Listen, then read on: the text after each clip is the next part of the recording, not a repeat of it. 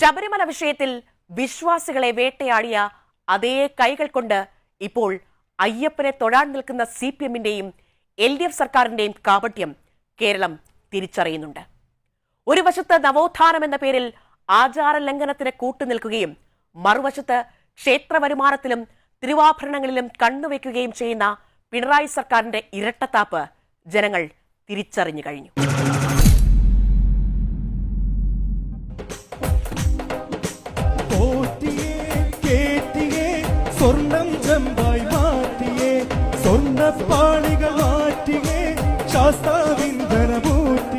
യുവതീ പ്രവേശന കാലത്ത് ഭക്തരുടെ നെഞ്ചിൽ ചവിട്ടിയവരാണ് തിരഞ്ഞെടുപ്പെടുത്തപ്പോൾ അയ്യപ്പ സംഗമം നടത്തി നാണം കെട്ടത്.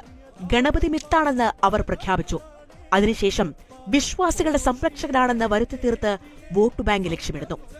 CPM നേതാക്കളും ഘടകകക്ഷി നേതാക്കളും ഇപ്പോൾ നടത്തുന്ന അയ്യപ്പ ഭക്തി പ്രകടനങ്ങൾ ശുദ്ധ തട്ടിപ്പാണ്. ശബരിമലയിലെ സ്വർണശേഖരവുമായി ബന്ധപ്പെട്ടുയരുന്ന ഗുരുതരമായ ആരോപണങ്ങളിൽ CPM-ന്റെ മുഖം നഷ്ടപ്പെട്ടു. CPM നോമിനികളായി ദേവസ്വം ബോർഡിൽ കയറിപ്പറ്റിയ 3 നേതാക്കൾ ഇന്ന് ജയിലിലാണ്. ഇവർക്കെതിരെ നടപടിയെടുക്കാൻ പോലും ആ പാർട്ടി തയ്യാറായിട്ടില്ല. കട്ടിളയിലെയും ദ്വാരപാലക ശില്പത്തിലെയും സ്വർണ്ണപ്പാളികൾ കടത്തിയത് പാർട്ടി നേതാക്കൾ ഒരുമിച്ചു. CPM നേതാക്കൾ നടത്തിയ കൊള്ള വിശ്വാസഭേദമന്യേ കേരളത്തെ ഞെട്ടിക്കുന്നതാണ്. സ്ട്രോങ് റൂമുകളിൽ ഇരിക്കുന്ന സ്വർണത്തിന് പോലും സുരക്ഷിതത്വമില്ലാത്ത അവസ്ഥയാണ്. ശബരിമലയെ തകർക്കാൻ ശ്രമിച്ചവർക്ക് അയ്യപ്പന്റെ മണ്ണിൽ മാപ്പില്ല.